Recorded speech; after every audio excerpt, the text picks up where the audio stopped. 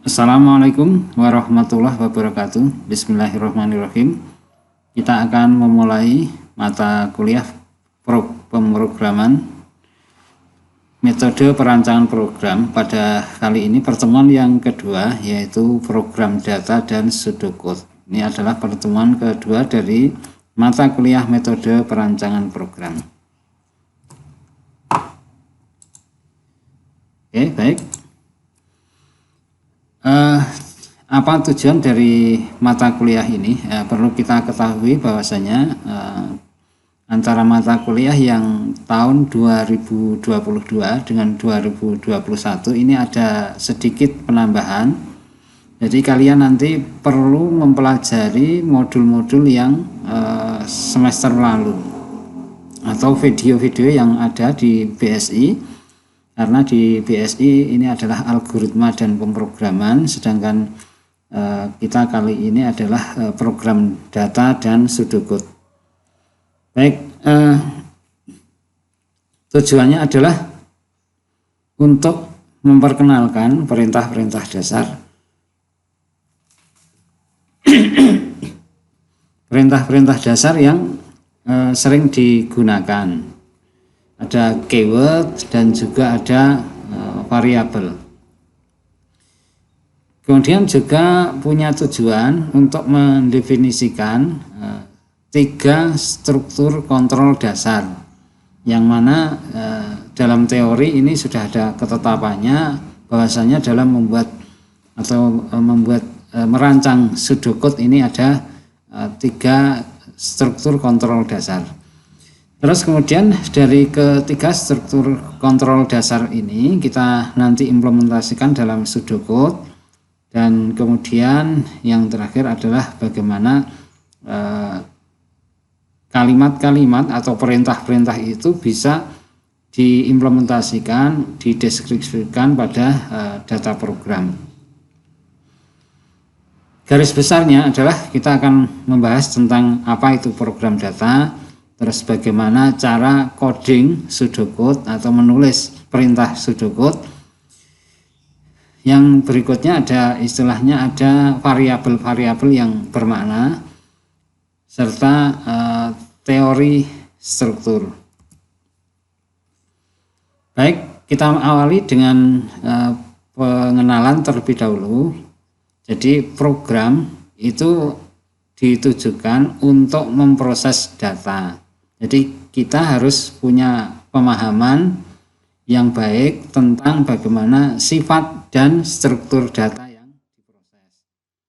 Jadi data dalam program ini bisa berupa variabel tunggal seperti integer, karakter, atau item group, atau ada juga yang menyebut sebagai agregat.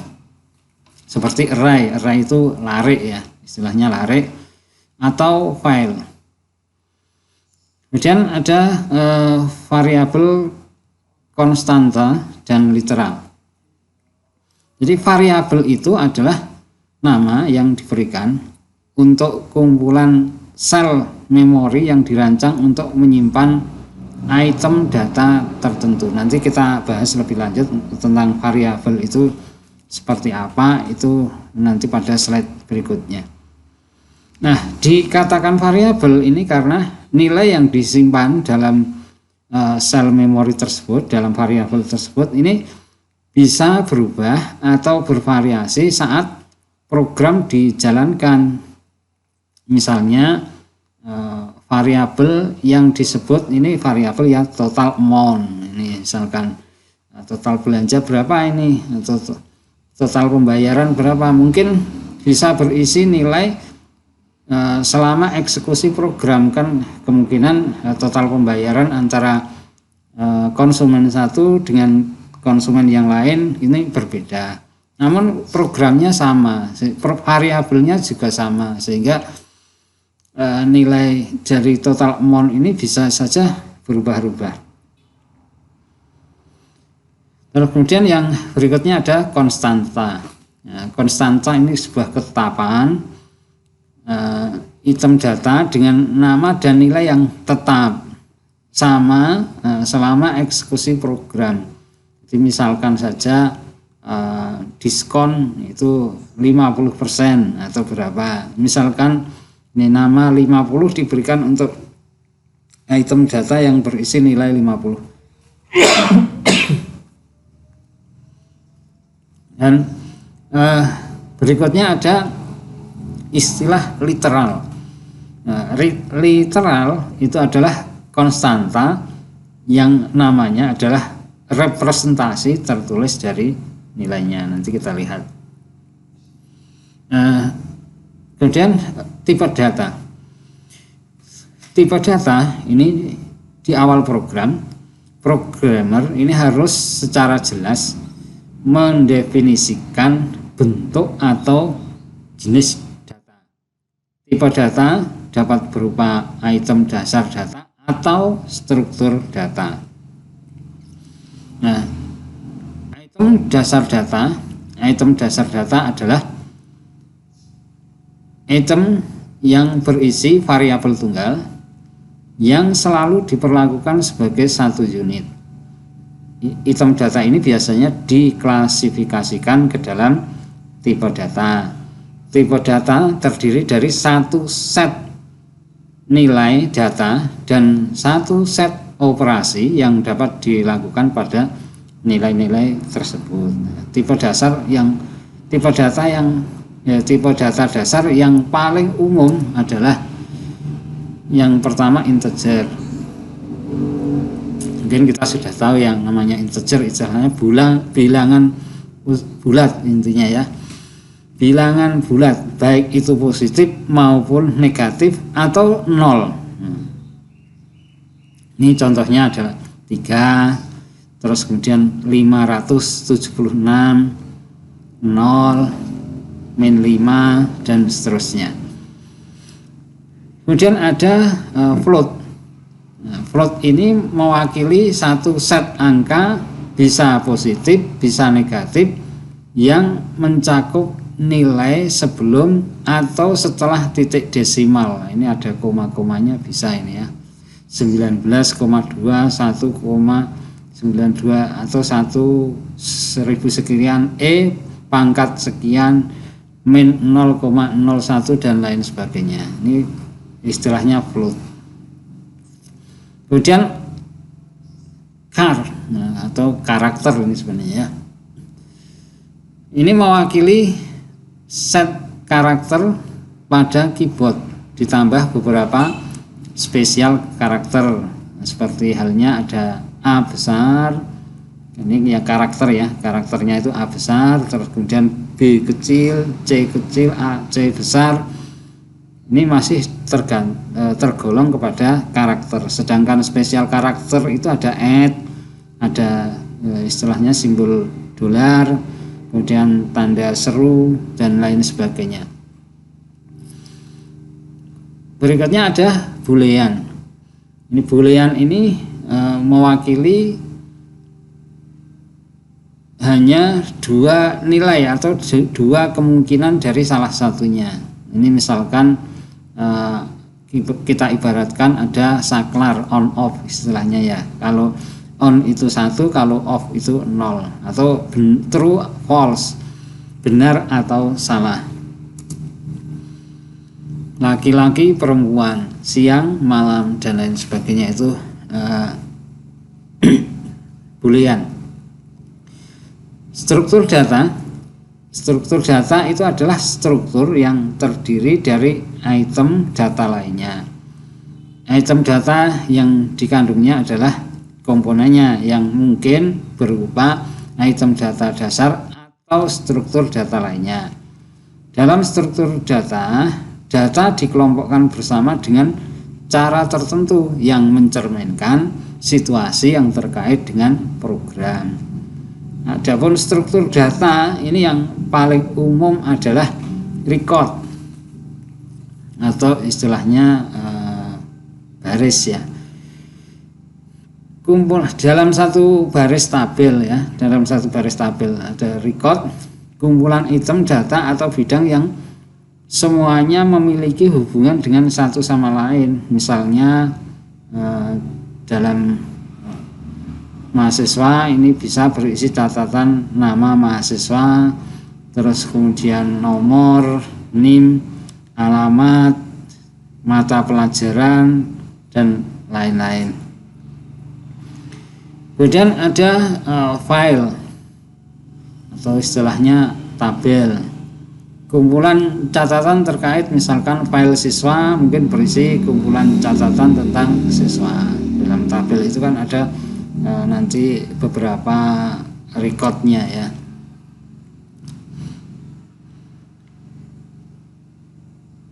Ada lagi yang disebut dengan array tadi yang sudah saya sampaikan di atas.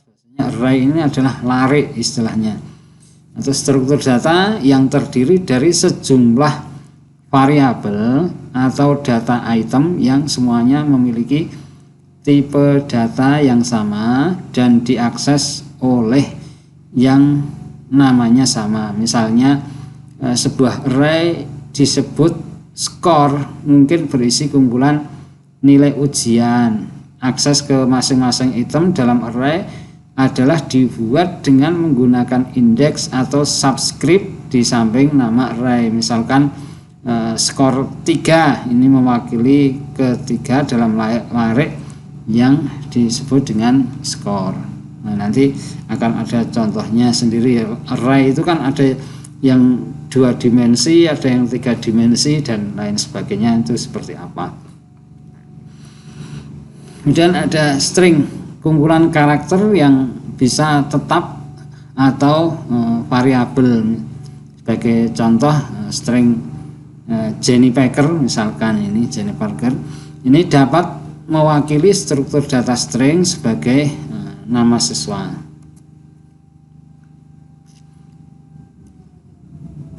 File sudah ya, kita ulang lagi. Ini metode penyimpanan informasi yang populer, memasukkan dan menyimpan data dalam file. Jadi ada beberapa keuntungan utama dalam menggunakan file.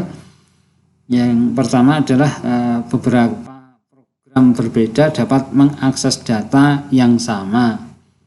Data dapat dimasukkan dan digunakan kembali, reuse, sehingga berkali-kali. Data dapat dengan mudah diupdate, dipelihara. Data lebih akurat. Nah, ada 2 jenis file di mana data dapat disimpan. Yang pertama adalah file sequential atau berurutan, atau teks, di mana data disimpan dan diambil secara berurutan, atau direct or random access file.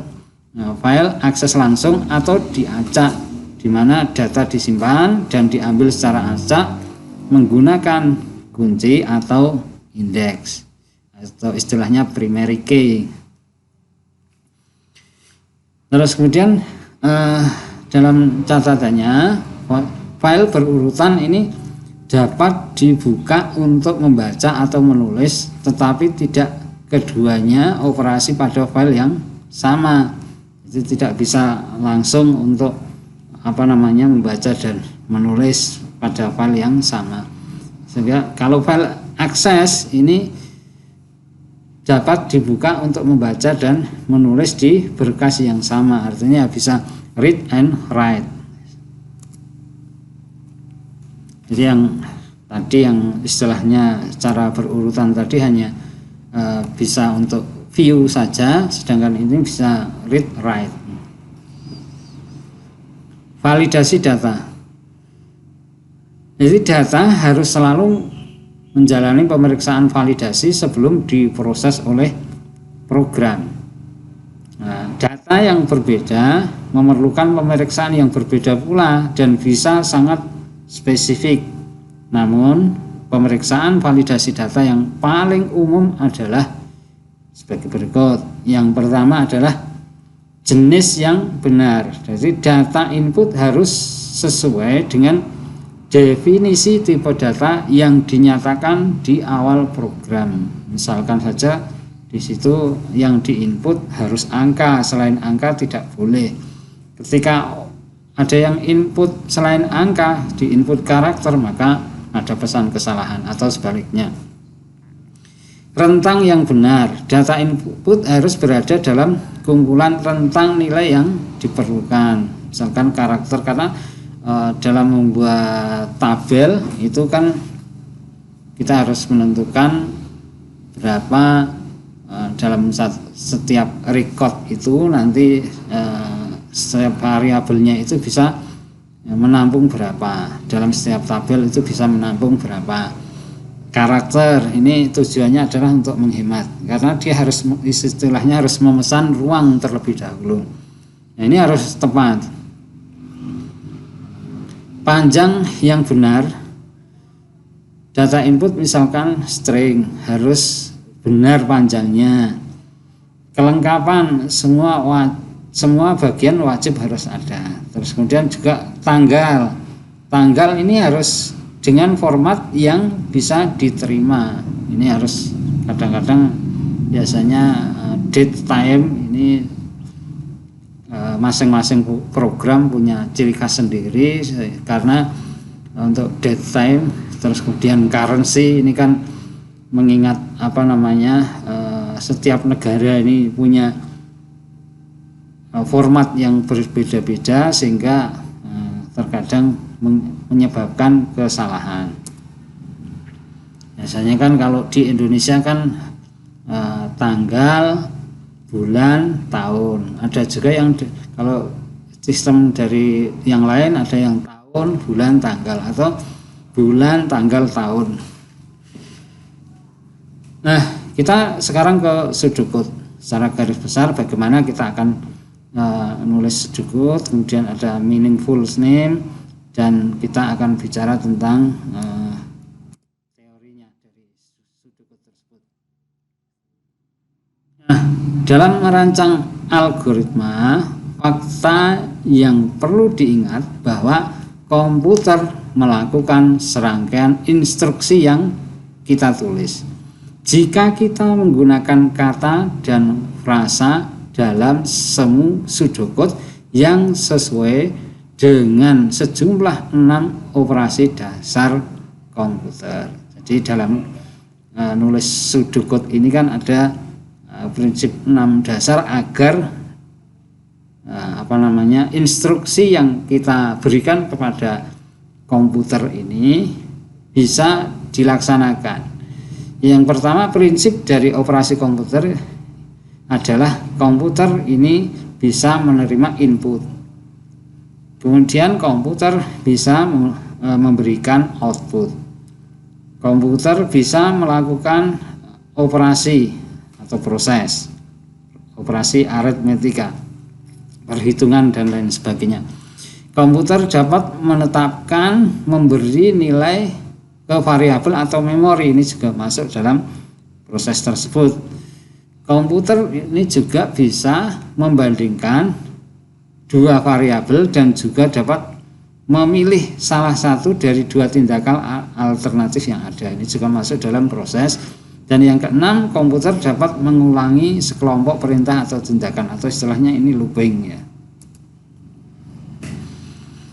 Oke, kita yang dari pertama, yaitu komputer dapat menerima masukan informasi. Jadi ketika komputer diperlukan untuk menerima informasi atau input dari sumber tertentu, apakah itu terminal, disk, atau perangkat lain, kata kerja misalkan read dan get digunakan dalam Sudokode.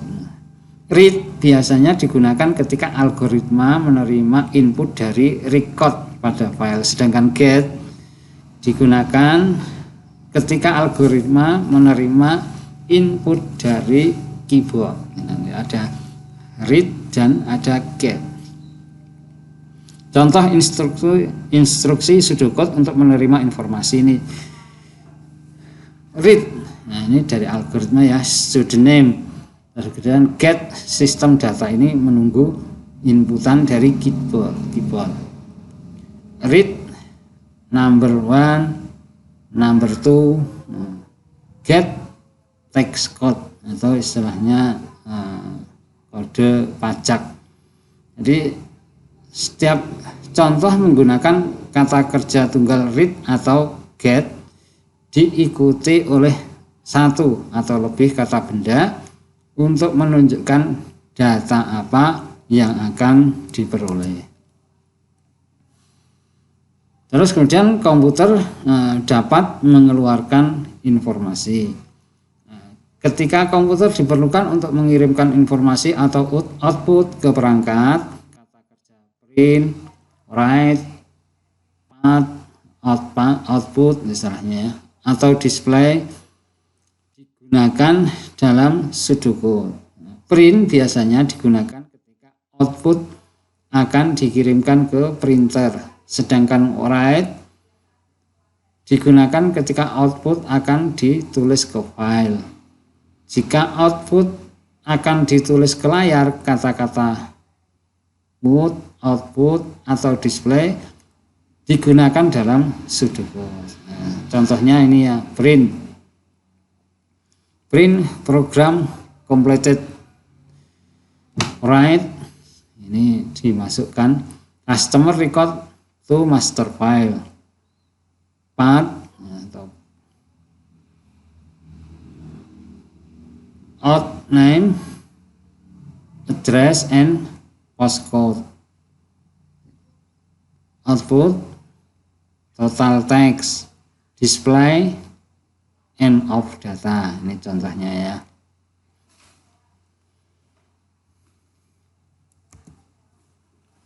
Nah, komputer juga dapat melakukan aritmetika. Sebagian besar program memerlukan bantuan komputer untuk melakukan berbagai macam perhitungan matematis atau untuk menerapkan rumus. Dan untuk ini seorang programmer dapat menggunakan simbol matematika yang sebenarnya atau kata-kata untuk simbol tersebut. Misalnya instruksi pseudocode yang sama dapat dinyatakan sebagai salah satu dari berikut ini. Add number to total. Total sama dengan total plus number. Kedua ekspresi dengan jenis menginstruksikan komputer untuk menambahkan satu nilai ke nilai lainnya, sehingga keduanya dapat diterima dalam pseudocode. Simbol sama dengan digunakan untuk menunjukkan penetapan nilai sebagai hasil dari beberapa pemrosesan. Nah, agar konsisten dengan bahasa pemrograman tingkat tinggi, simbol berikut dapat ditulis dalam pseudocode. Jadi kalau plus itu ya maksudnya add, kalau minus adalah subtract, terus kemudian kali atau bintang ini multiply, kalau slash atau bagi ini divide, dan kurung buka kurung tutup ini parenthesis. Kata kerja hitung dan hitung juga tersedia. Beberapa contoh instruksi pseudocode untuk melakukan perhitungan adalah divide, total marks by student count, sales tax sama dengan cost price, bintang 0.10, compute C sama dengan kurung buka F minus 32 kurung tutup bintang 5/9. Ini contohnya ya. Nah, sekarang hierarki atau urutan operasi. Saat menulis perhitungan matematis untuk komputer, hierarki urutan operasi matematika standar ini juga berlaku untuk pseudocode dan sebagian besar bahasa komputer. Operasi pertama yang dilakukan perhitungan apapun yang ada dalam tanda kurung, selanjutnya perkalian atau pembagian. Yang pertama dalam kurung dulu, kemudian perkalian, pembagian, yang istilahnya diurutkan dari kiri ke kanan, kemudian ada penambahan atau pengurangan, itu juga dari kiri ke kanan. Nah, komputer ini juga dapat menetapkan nilai variabel atau lokasi memori. Ada beberapa contoh dalam kita menulis pseudocode. untuk menetapkan nilai ke variabel atau lokasi memori. Yang pertama adalah untuk memberikan data awal dalam pseudocode, kata kerja inisialis atau set digunakan. Terus kemudian untuk menetapkan nilai sebagai hasil dari beberapa pemrosesan itu simbolnya menggunakan sama dengan atau bisa juga ditulis dengan tanda panah ke kiri. Nah, untuk menyimpan variabel itu digunakan save atau store. Contoh pseudocode yang lainnya, initial total price to 0, set student count to 0, total price sama dengan cost price plus sales tax. Total price ini pakai istilahnya tanda panah ke kiri, tapi kalau panah ke kiri ini kita menggunakan ya tanda lebih kecil, terus kemudian pakai strip ya. Cost price plus sales tax. Store customer number in last customer 6. Nah, kita lihat bahwasanya simbol sama dengan digunakan untuk menetapkan nilai ke variabel sebagai hasil dari beberapa pemrosesan dan tidak sama dengan simbol matematika sama dengan. Nah, jadi nggak sama seperti itu ya. Istilahnya total price itu dia menyimpan hasil dari penjumlahan cost price plus sales tax. Untuk alasan ini beberapa programmer lebih suka menggunakan simbol tanda panah ke kiri untuk mewakili proses penetapan. Nah, ini biar tidak membingungkan antara sama dengan matematika dengan sama dengan di program. Kadang-kadang programmer ini lebih memilih dengan menggunakan panah ke kiri. Nah, terus kemudian komputer juga bisa membandingkan dua variabel dan memilih salah satu dari dua tindakan alternatif. Jadi operasi komputer yang penting yang tersedia bagi pemrogram atau programmer adalah kemampuan untuk membandingkan dua variabel dan atau sebagai perbandingan memilih salah satu dari dua tindakan alternatif. Untuk merepresentasikan operasi ini dalam pseudocode, keyword yang digunakan adalah if, then, else. Nah, perbandingan ini ditetapkan dalam if, terus kemudian untuk alternatif ini menggunakan opsi then atau else. Hanya satu dari alternatif yang digunakan. Contoh pseudocode yang khas untuk mengilustrasikan operasi if then else tersebut adalah misalkan if student attendance status is part time then at 1. Nah, ketika mahasiswa ini hadir pada satu waktu, maka at 1 to part time count dicatat hadir satu kali. Atau hadir setengah ya, setengah hari, hadir setengah sehari. Atau else at 1 to full time count, atau hadir satu hari dalam penuh waktunya. Jadi dalam satu mata pelajaran dia hadir. Mungkin kadang-kadang mungkin dia hanya setengah mata pelajaran terus kemudian log out dan lain sebagainya. Ini dalam presensi di sana seperti itu ya. Dalam contoh ini, status kehadiran siswa diselidiki dengan hasil bahwa akumulasi jumlah waktu paruh atau hitung waktu penuh bertambah. Perhatikan menggunakan identifikasi untuk menekankan opsi then, else, dan penggunaan and if pembatas untuk menutup operasi. Jadi and if-nya selesai, ketika if itu untuk mulai harus diakhiri dengan and if. Nah, komputer dapat mengulangi sekelompok tindakan.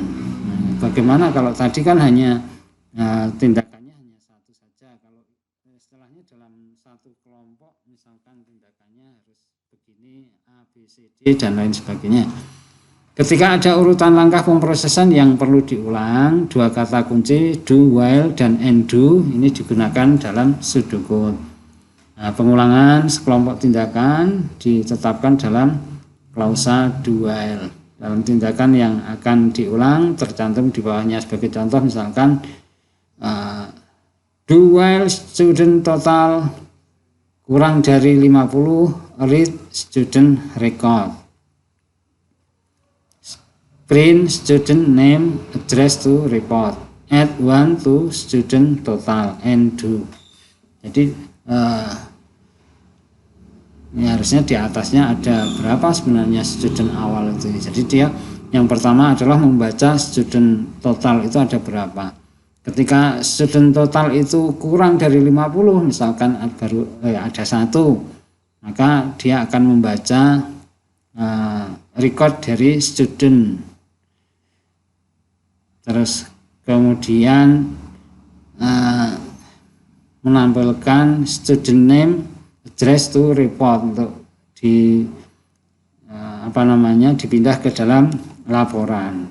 Kemudian menambah satu jumlah student total tadi kan 1, terus kemudian jadi 2. Dicek lagi ke atas, 2, apakah 2 masih lebih kecil dari 50? Ya masih. Terus begitu ditambah lagi 1, apakah 3, 4, 5, 6 dan seterusnya sampai dengan 49, terus kemudian sampai dengan 50 ke atas, apakah 50 lebih kecil dari 50? Tidak. Kalau tidak maka undo, selesai. Itu ya. Terus kemudian meaningful names. Saat merancang algoritma program, seorang programmer harus memperkenalkan beberapa nama unik yang akan digunakan untuk mewakili variabel atau objek dalam masalah. Karena variabel dalam komputer ini tidak boleh sama. Kita membuat sendiri, jangan sampai kita lupa terus kemudian membuat variabel yang sama dengan yang di atas. Maka semua nama itu harus punya makna sendiri. Nama yang diberikan ke variabel hanyalah untuk metode untuk mengidentifikasi lokasi penyimpanan tertentu di komputer. Jadi bukan sebagai program di komputernya harus seperti itu, tidak. Tapi ini hanya untuk memudahkan kita. Keunikan sebuah nama akan membedakan lokasi ini dengan lokasi lainnya. Nah, seringkali sebuah nama menggambarkan jenis data yang disimpan dalam variabel tertentu. Misalkan variabel mungkin salah satu dari 3 tipe sederhana, misalkan bilangan bulat, bilangan real, atau karakter. Nama itu sendiri harus cukup transparan untuk menggambarkan variabel secara memadai, misalkan angka 1, angka 2, angka 3. Ini adalah nama yang bermakna untuk 3 angka daripada A, B, dan C. Ini contohnya saja, misalkan keluaran pertama disimpan dalam A atau angka 1, angka 2 dan lain sebagainya. Jika lebih dari 1 kata digunakan nama variabel, maka garis bawah menggunakan sebagai pemisah kata, misalkan ini pajak penjualan atau total pembayaran, nama lengkap, jumlah kata. Ini pakai namanya garis bawah atau underscore. Sebagian besar bahasa pemrograman tidak mentolerir spasi dalam nama variabel. Misalkan nama lengkap pajak penjualan dikasih spasi, ini biasanya tidak bisa diterima dalam variabel bahasa pemrograman. Karena spasi akan menandakan akhir dari nama variabel dan dengan demikian menyiratkan bahwa ada 2 variabel. Jika garis bawah tidak dapat digunakan, maka kita dapat digabungkan dengan penggunaan huruf kapital untuk sebagai pemisah. Misalkan ini ya pajak penjualan dan word count. Untuk keterbacaan tidak disarankan untuk merangkai kata-kata semua huruf dalam kecil, misalkan care registration, ini susah banget ini ya, harusnya dibacanya car registration seperti itu. Dalam teori struktur desain program dengan membangun kerangka kerja terstruktur untuk mewakili algoritma. Teori struktur menyatakan bahwa ada kemungkinan untuk menulis program komputer apapun dengan hanya menggunakan 3 struktur kontrol dasar yang mudah direpresentasikan dalam pseudocode. Yang pertama ada urutan, ada seleksi, dan ada pengurangan. Yang pertama urutan. Urutan kontrol eksekusi langsung dari satu langkah pemrosesan satu persatu dalam pseudocode. Jadi konstruksi ini direpresentasikan sebagai urutan pernyataan pseudocode. Misalkan statement A, statement B, statement C. Struktur kontrol urutan ini dapat digunakan untuk mewakili 4 operasi komputer dasar pertama yang terdaftar sebelumnya, yaitu menerima informasi, mengeluarkan informasi, melakukan aritmetika, dan menetapkan nilai. Misalkan urutan pernyataan yang khas dalam satu algoritma mungkin bisa saja seperti ini ya. Add 1 to page count, print heading line 1, print heading line 2. Set line count to 0, read customer record. Instruksi ini menggambarkan struktur kontrol urutan sebagai straight to forward list yang ditulis satu persatu secara top to bottom. Setiap instruksi ini akan dieksekusi selama urutan kemunculannya. Yang kedua ada selection. Selection, struktur kontrol seleksi ini adalah penyajian satu kondisi di antara 2 pilihan. Pilihan ini tergantung apakah kondisinya sudah dipenuhi ataukah belum. Konstruksi ini mewakili kemampuan pengambilan keputusan komputer dan digunakan untuk menggambarkan operasi komputer dasar kelima, yaitu membandingkan 2 variabel dan memilih salah satu dari 2 alternatif tindakan. Dalam pseudocode, seleksi diwakili oleh kata kunci if, then, else, dan and if. If condition P is true, then jika kondisi P ini terpenuhi, maka statementnya apa? In true case, di situ dikatakan else, and if, dan lain sebagainya. Sebagaimana saja contoh di sini di bawahnya ada ya, atau mungkin jika hari ini hujan, misalkan jika hari ini hujan maka tidak berangkat. Ini kondisinya true gitu. Jika hari ini hujan maka tidak berangkat atau maka bolos gitu ya. Else maka berangkat. Nah, kenyataannya hari ini hujan, berangkat atau bolos. Nah, ternyata kalau hari ini hujan bolos ya bolos berarti ya. Jika kondisi P benar, maka pernyataan atau pernyataan dalam kasus benar akan dieksekusi dan pernyataan dalam kasus salah akan dilewati gitu ya. If student attendance status is part-time, then jika status siswa itu part-time, maka yang ditambahkan satu adalah part-time-nya. Part-time count-nya, perhitungan paruh waktunya ditambah 1. Kalau tidak berarti dia full-time. Kemudian repetition. Struktur kendali repetisi ini dapat didefinisikan sebagai penyajian sekumpulan instruksi yang akan dilakukan berulang-ulang. Ini misalkan dual condition P is true statement block. Ini ada statement block itu banyak sekali statementnya ya, sampai dengan kondisi itu false. Ini true terus ya dilaksanakan. Kalau sudah false berarti ya sudah selesai. Terus kemudian yang tidak kalah pentingnya adalah pernyataan dalam blok ini bisa merubah kondisi akhirnya menjadi salah, karena jika tidak ini maka logika ini akan terus berputar tanpa akhir sampai terakhir terus. Ini seperti ini ya, ini akan terus berulang-ulang. Oke, nah, demikian untuk pada penyampaian mata perkuliahan metode perancangan program pertemuan yang kedua.